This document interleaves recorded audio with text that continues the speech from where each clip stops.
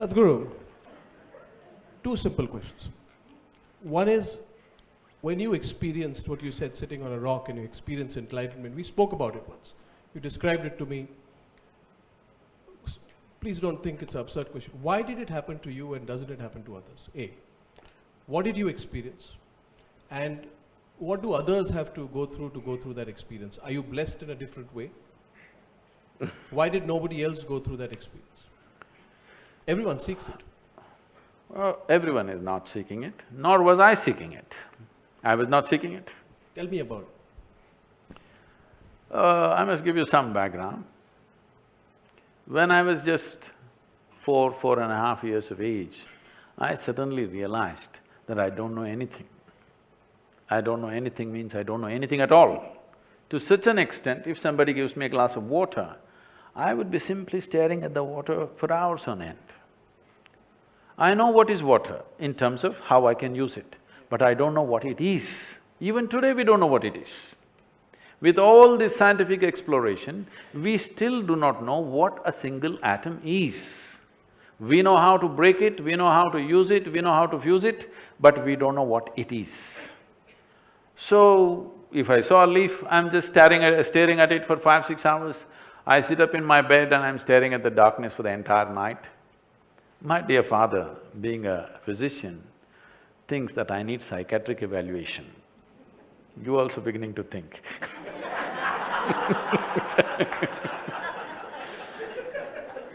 So he is worried this boy is simply staring at something all the time. My problem is, I looked at this and I don't know what this is. I am not able to shift my attention to another one. What is this, what is that, what is that, what is that? By the time I'm 5, I'm a billion questions. And nobody seems to know anything. Initially, they were all comfortable, I thought, they all know, only I don't know. Then slowly I realized, they have made a deal with their ignorance. Ignorance. They've made a deal with their ignorance. They have all decided, this is how it is, we don't know, you don't know, it's okay, we'll all pretend everything is fine. I couldn't make a deal with my ignorance. So I just sat there staring at everything. In this condition, they sent me to school. My mother said, you must pay attention to the teacher. I went and paid attention to the teacher. The kind of attention the teacher would have never received in their life. Initially, I heard their words and sort of understood what they were trying to say. But after a while, I realized, they are only making sounds. This will be very useful. They're only making sounds. I am making up the meaning in my head. When I realized, they're just, hour after hour, teacher after teacher, they come and make sounds and make sounds. I am making up meanings and meanings and meanings. Then I realized this and I stopped making meanings. I just paid attention to the sounds. After some time, it became so amusing, a big smile spread on my face. But they were not amused. Things continued like this. About 8-9 years ago, the school where I studied over 45 or 50 years ago, they came to invite me for their 125th anniversary. I said, see, why me? Because I was not just a bad student, I was not even a student. I only went there when it was a must. They said, no, no, our school has produced union ministers, our school has produced test cricketing stars, film stars, you're the only mystic, you have to come. So I went. So I go there and stand up in the quadrangle to speak, and I look around, same oppressive buildings. Then I look like this classroom, suddenly it reminds me I'm 12 years of age. And those days I wouldn't speak for many days at a time, because when you don't know anything, what to say? So one afternoon, the teacher is trying to get a response from me. He's asked a question and he's waiting for a response. I simply look at him. I say nothing. He can't make out anything of me. And after some time, I don't even see him. It's like that for me. I know his past, present and future, but I don't hear what he's saying. After 35-40 minutes of this effort, he got so mad with me. He came and held me by the shoulder, shook me violently like this and said, you must either be the divine or the devil. I think you're the later. I was not insulted by this or abused by this. My problem was, what is this, what is that, what is that, what is that? One certainty was there, this is me. Suddenly this guy confused me about this also. I looked, is this divine, is this devil, what the hell is this? I thought this is me, this was okay till then. Suddenly I didn't know what is this. So I tried to stare at myself, it didn't work, so I started closing my eyes. What was minutes then went into hours, went into days, and that is my spirituality. And then what happened? By the time I'm 15, I'm almost ready to leave home for an armed struggle. These are the days of Charu Majumdar and Somalu, and I want to leave because anything that I perceive as injustice, my stomach burns, so I want to rush. A bunch of boys, all of us want to leave and join armed struggle. Then when I got very close to them, then I saw they were unfortunately not what they were talking. So I kind of stepped back. Then I became a super skeptic. I grew up in Dostoevsky, Camus, Kafka, this kind of stuff. Skeptical about everything. But one thing was eating me, that is these billions of questions, and they started growing. The number of questions went on growing as my intellect grew. No answer. Then the only answer I found was to travel. So initially I cycled across South India, then I motorcycled across India, I crisscrossed India many times all over the place. Then when I was 19 plus, I just, I've been riding since I was 11 without a license. But by 18, the day I became 18, I went and got my license within a week's time. So suddenly I thought I'm super empowered, I can go where I want.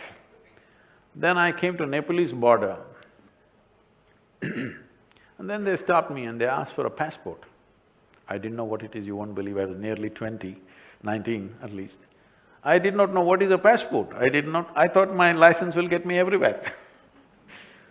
Then that was a kind of a realization, I thought, okay, I can't cross these lines. So I went back, determined to get myself a passport and some money so that I'll travel forever, because the only thing that cooled me down from these questions was, I was moving. I rode across the country alone by myself, simply, not going anywhere in particular. I saw India like very few people would have seen India, in a completely different way. I just walked into villages, just knocked on a door and said, I'm hungry, and they fed me without asking my name, where I come from. Sometimes I was tired, so I slept in their homes. Next day morning I left without asking their name, who they are. But that imagery, those people, those emotions, that stuff, I think it hugely enriched my life. And the terrain, I can run that terrain that I've seen, thousands of kilometers of terrain, is like a video in my mind. I can just run it in my mind and just enjoy India just like that. Not some great monuments or something, just a tree, an outcrop of rock, or this or that, like that. This is how I remember everything, because I never think in words. Even today I think only in pictures and images, not in words. I think that's what keeps me very, very entertained by everything that I do. So then I thought I should make some money and got into business. Became far more successful than people would expect in a short period of time. And everybody started clapping their hands, you're doing great and wonderful.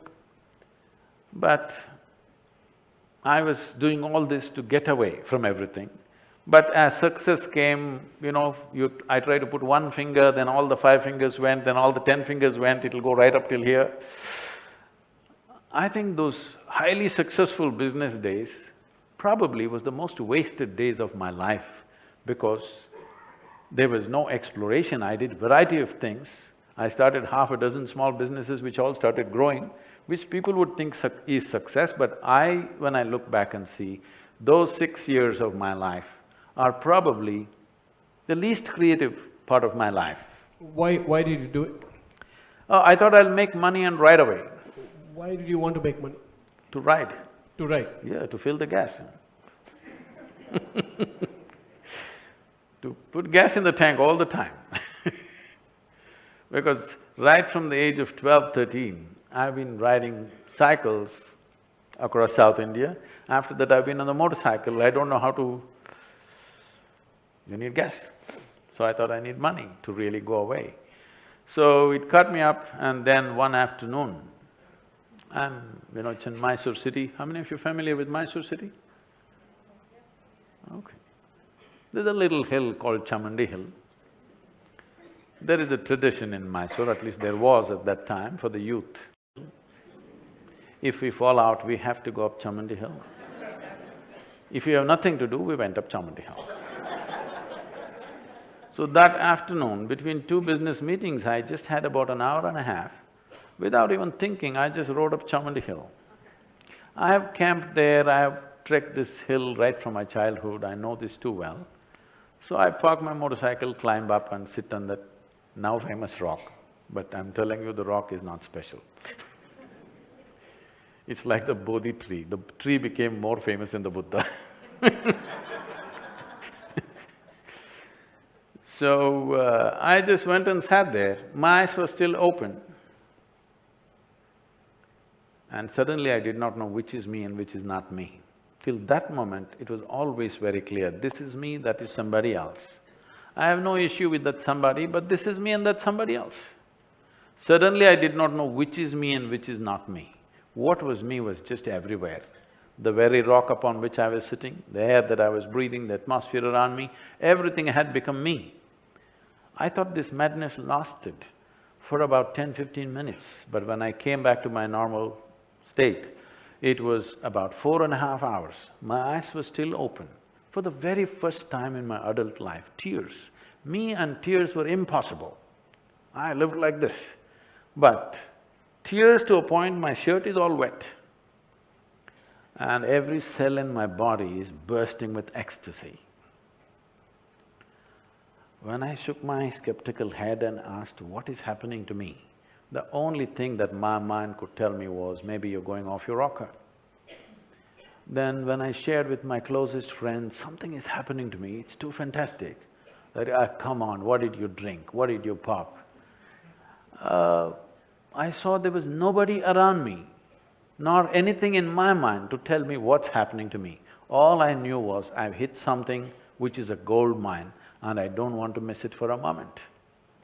And I just discovered this. If I just sit here without messing with my thought process and my emotion, my entire system will burst out in ecstasy. And a few days later, I made a plan, because I thought I'm the first one to discover this at that time, because I had no spiritual… I'm not acquainted with spiritual traditions, I've never read a scripture in my life. Till today, I've never prayed to anybody or anything, nor have I attended any spiritual discourses or anything. So I thought, this is the first time, I know. And I made a plan, in 2.5 to 3 years' time, I'm going to make the entire world ecstatic. See, 35 years. Well, we have touched 150 to 200 million people, but that is not my idea of the world. Slowly, these days I've become wise. Now I realize so many people have so seriously invested in their misery. They are not going to withdraw their investment so easily. It needs so much coaxing and cajoling and life knocking them on their head. So many things need to happen to them, or you have to threaten them with death. Otherwise, they will not withdraw their investments, even though it is causing enormous pain and suffering to them. They are not willing to withdraw their investments in misery. So slowly we are working. I know I will die a failure, but a blissful failure. I've made a mistake, Sadhguru. My mistake is that I'm constructing a studio for our channel Republic. I constructed it in Lower Parel. Can you tell me the way to Chamundi Hill, please? I want to build my studios in Chamundi Hill. I'll also experience ecstasy every moment. I don't know about my guests. I can make it happen in wherever you are. This is fascinating, sir. Life changed after that. The most important thing is, the perception of who I am changed. I'm not talking the idea of who I am, the perception of who I am. went up the hill as a smart young man, very cocky and confident about everything. I came down as real nothing. Just nothing means nothing was left in me. I remember that moment. I came down around 7:45, 8. It happens to be a Saturday evening. We are in a construction industry, and Saturday evening is the time when we give out labor to everybody.